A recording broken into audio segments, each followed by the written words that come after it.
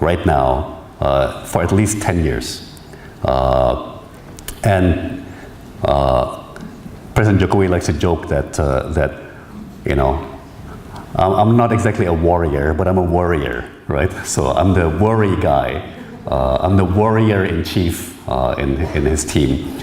And I worry a lot, but honestly, I don't see many threat or time bomb that could suddenly cause the economic momentum worldwide to collapse or even decelerate in the short term, medium term. Now, that's all good news, and I think Indonesia is enjoying the global economic upswing. I think a few highlights. I think from the research reports you're all getting from your research houses, you might have seen, I think last year Indonesia's exports were up like 14% or 16% year on year, right? I think more significantly, I would argue, last year our international tourism arrivals was up 22% year on year. Yeah. And I think one thing that we're missing from all the trade war is actually something much more significant. So all this trade war that's happening right now is impacting what we call merchandise trade or trade in goods. It's Florida oranges and California almonds and potentially Iowa soybeans and footwear or garments from China. But actually, the much faster growing part of world trade is actually trade in services, right? So I believe that the number of Chinese students studying in the USA is growing strongly, right? That's a services export from the USA to China, right? And another services trade, service export that I think is very, very significant. And again, I think it's only recently that people like President Jokowi start to highlight it, is tourism. Yeah.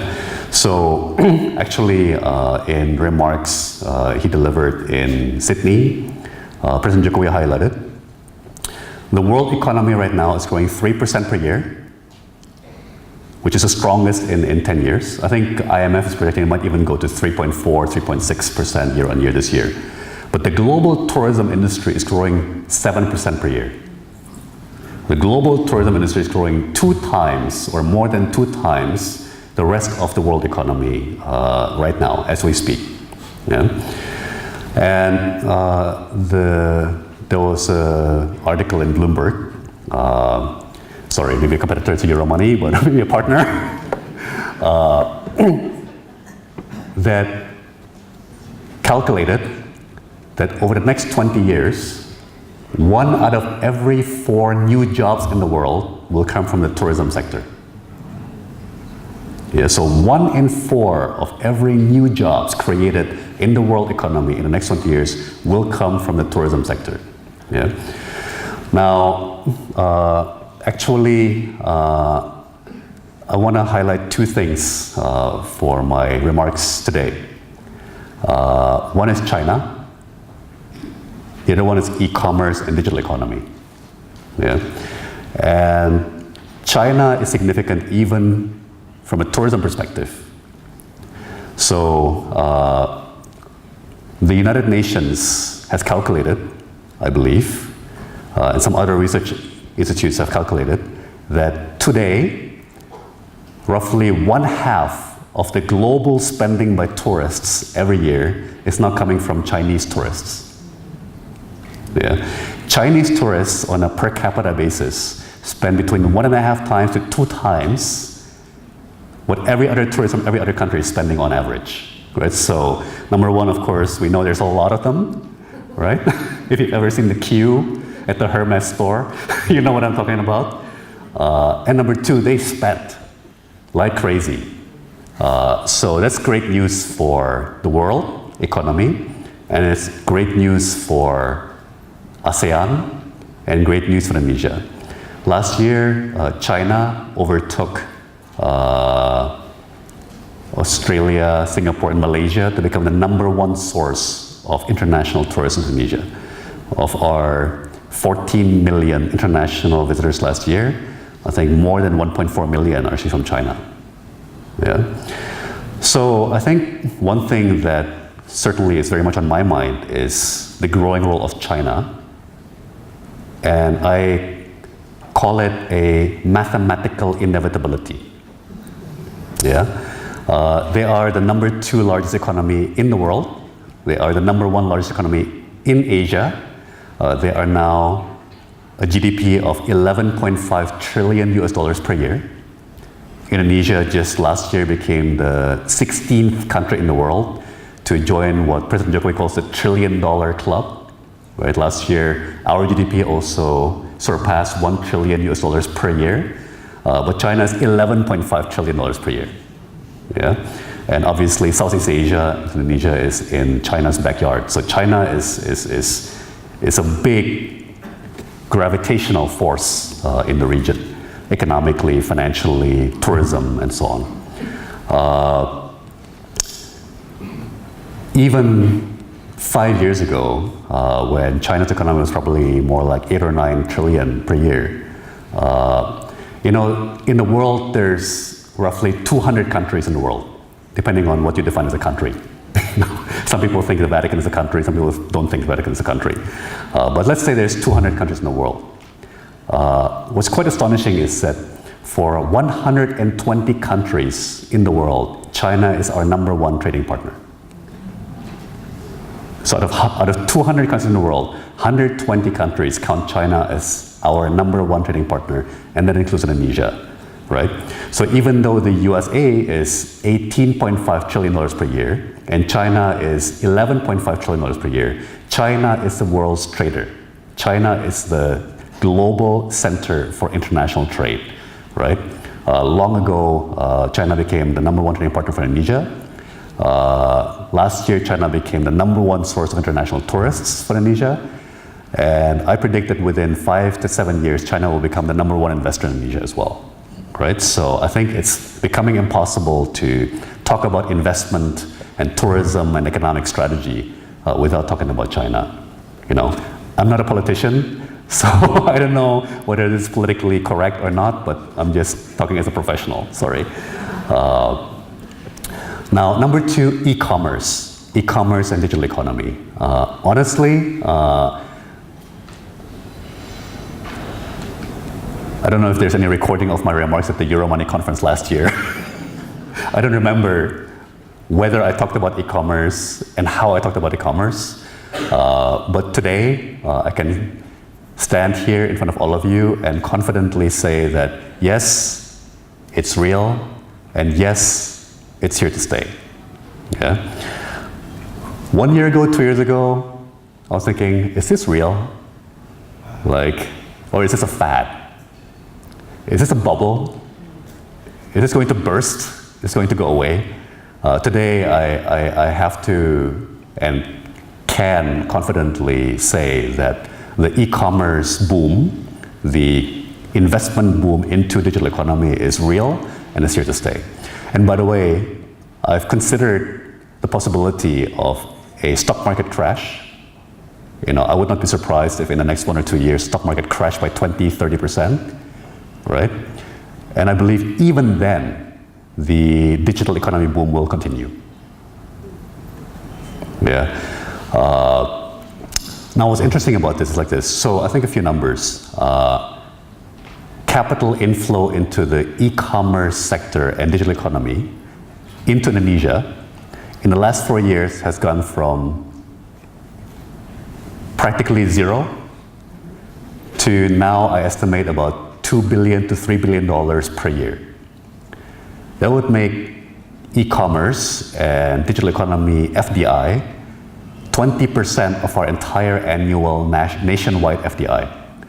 So investment into e-commerce and digital economy has gone from nothing, from zero, to suddenly accounting for 1/5 of all of our FDI every year in just four short years. Yeah. Put a different way, I believe that if we had not been saved by the sudden boom in FDI into e-commerce, our national FDI over the last 4 years would have gone down, not up, right? So I would say that the FDI, the big capital fundraisings by Gojek, by Tokopedia, by Traveloka, by Bukalapak, is actually what saved our FDI trend over the last 4 years. And that shows you our dependency on continued capital inflow into e-commerce and digital economy. Yeah. Now, to demonstrate how I cannot get away from China, a lot of that e-commerce capital is coming from China. Yeah. So obviously Alibaba, Tencent, but also JD.com, and many others. I actually helped organize President Jokowi and a delegation of about 7 ministers to visit Alibaba at their headquarters in Hangzhou in China, because we happened to be there for the G20 summit, right? By coincidence, one of Jack Ma's team is an old colleague of my wife.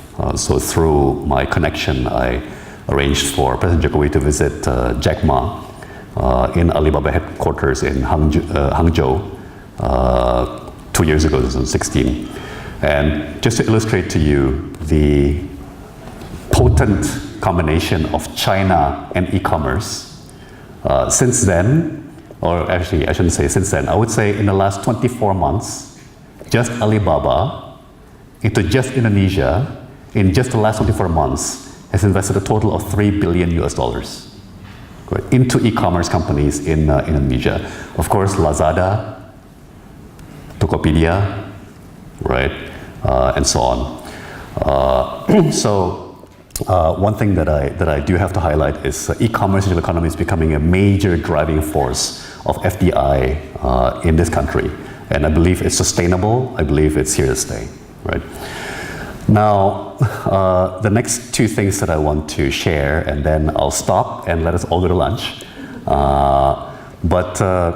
Okay. The one question that I get asked all the time is, we're now going into an election year. Yeah, so how is the prospects this year? It's election year already. We have local elections in 70% of our provinces, districts, and cities in this country. And then next year we'll have the parliamentary and presidential elections. And how's the prospect for the economy and continued economic reform in 2018, 2019? In short, my answer is surprisingly good. Surprisingly good. Honestly, I'm surprised myself. I was prepared to be very pessimistic and very cautious, and like I said, I'm the warrior in chief, even if I'm not the warrior in chief. But I think a couple of things. I think election years, when everyone's attention is on politics and the public's attention is on the political debates, it's a great time for what I call quiet reform. Yeah, actually.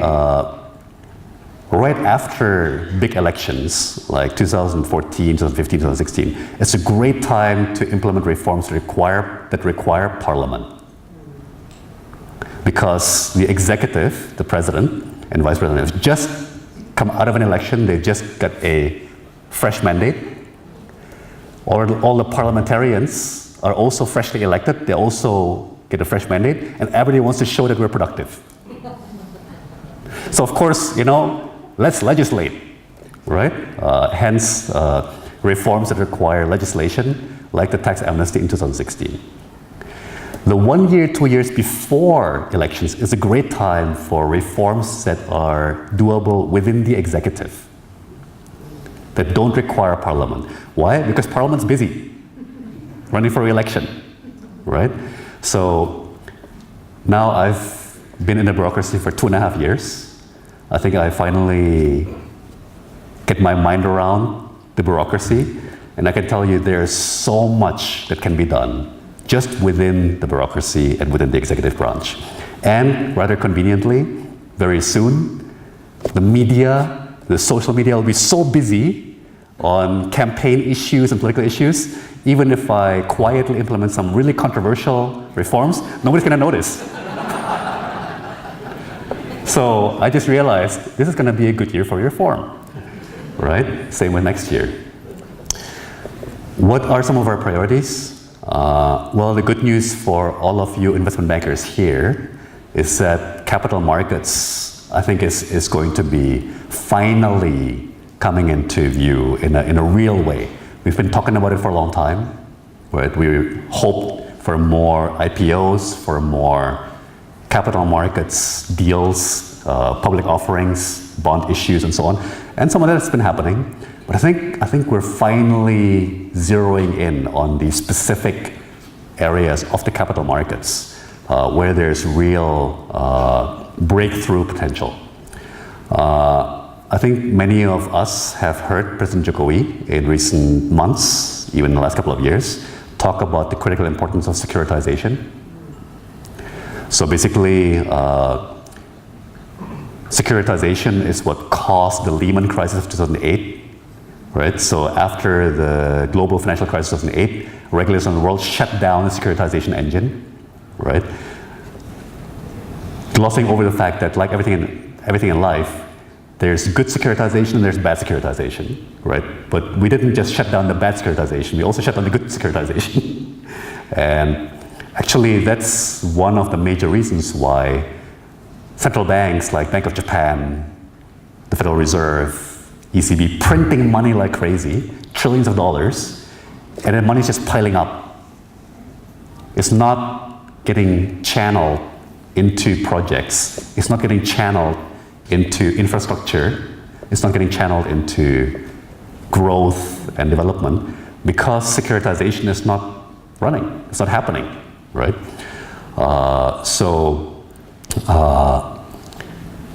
It will continue to be a focus. We have significant homework on the policy side in Indonesia.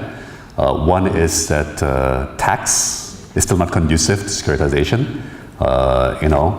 A real securitization means there's 0% tax top to bottom. Right? That's still not the case in Indonesia, but the president is aware of it. Finance Minister Sri Mulyani is aware of it, and we'll get to it soon, I believe. Right? So it has to be 0% tax, income, withholding, everything top to bottom, because the whole point of securitization is what's called pass-through. It's a pass-through vehicle. Right? The second thing is more legal. Asset securitizations. The container to hold the assets being securitized tends to be a trust, a business trust, using trust law, but trust law is a very English law feature, whereas in Indonesia we use Dutch law, right? But I already conveyed to the cabinet, I believe that the Dutch have an equivalency called a pooled income vehicle, right? So our Minister of Law has to come up with regulations that firmly state that the legal basis for this Dutch law pooled income vehicle is exactly equivalent to trust law and English law, right? So these are some of the homeworks, but I believe we're going to get there. Just to share with you another striking observation that was suddenly shared by President Jokowi in his remarks to the banking sector a few weeks ago. He actually pointed out, how come in Indonesia we don't have such a thing called student loans, kredit pendidikan, right? And he pointed out to the CEOs of our banks that from reports that he's received, in the USA, the total outstanding of student loans today is larger than the total outstanding of credit card loans, right? So the total outstanding of credit card loans, and we know that Americans are famously consumption-oriented. They love to consume, right? Like charge everything to the credit card. So the total outstanding of credit card borrowings in the USA today is about $800 billion US. The total outstanding of student loans in the USA today is $1.3 trillion US. Right? So easily more than 1.5 times, right? And yet in Indonesia, there's no such thing as kredit pendidikan. There's no such thing as a student loan, right? Actually, in that session with OJK, our finance minister, our economic minister, the CEOs of the banks, our OJK chairman proudly presented how our banks are swimming in liquidity and fortress-like in their capital adequacy. We have 23% capital adequacy ratio for Tier 1 capital. In most countries, it's at most 14, 15%, right? But President Jokowi said, look, I challenge you to develop a new financial product called student loans, right? And that would be a productive use for all that financial liquidity sitting in the banks. Now imagine if in this country we had no such thing as housing loans. Imagine if in this country we had no KPR. Well, the consequence would be that our people would have no houses. Well, in this country we don't have education loans. So what is the consequence? The consequence is we have no education, or at least not high quality education. The paradox of high quality education is that you get what you pay for. A high quality education is expensive. It's well worth it because once you get your diploma, your income will double or triple. And you will have no problem paying back those student loans. The default rate of student loans is like 1%, 2%, right? But the problem is, it's chicken and egg. Your income is too low to be able to afford a higher quality education. If you have to save up for it, by the time you've saved up enough money, you're too old. It's too late, right? So you have to get it while you're young, but when you're young, you're poor. You want to get a high quality education, but it's bloody expensive. So it's a perfect timing difference that is really ideally suited to be bridged by credit, right? Now, another example of why this is significant, at the same time, several months earlier, President Jokowi gave us clear instruction to open up the university sector and the vocational training sector. We're going to go from 0% foreign ownership allowed to 100% foreign ownership allowed overnight. We're going to allow international universities, international vocational institutions to come into Indonesia, open campus in Indonesia, right? So imagine if our kids could attend Monash University in Jakarta.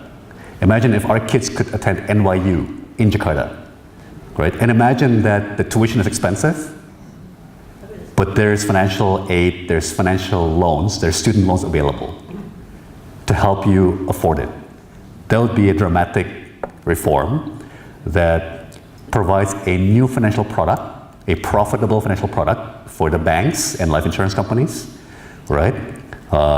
Would be a productive use for our financial capital and financial liquidity, would be a big boost to the supply of graduates and university graduates and vocational graduates who will be needed to work in the digital economy, work on blockchain, as we heard in the previous session, work on digitizing, moving everything in the analog and offline economy to the online and digital economy. All that will require a huge number of graduates. You know, university graduates, diploma, technical colleges, vocational, and so on. So, I know a lot of people are worried about the election. Personally, I'm pretty excited. Because while a lot of my colleagues from the political parties will be busy campaigning, I'll be at my desk formulating and hopefully helping to implement these kinds of reforms. So that's what I had in mind to share with you today. I hope it can stimulate your appetite as you go into lunch. And once again, thank you for giving me the chance to address you and share some thoughts with you today. Thank you very much.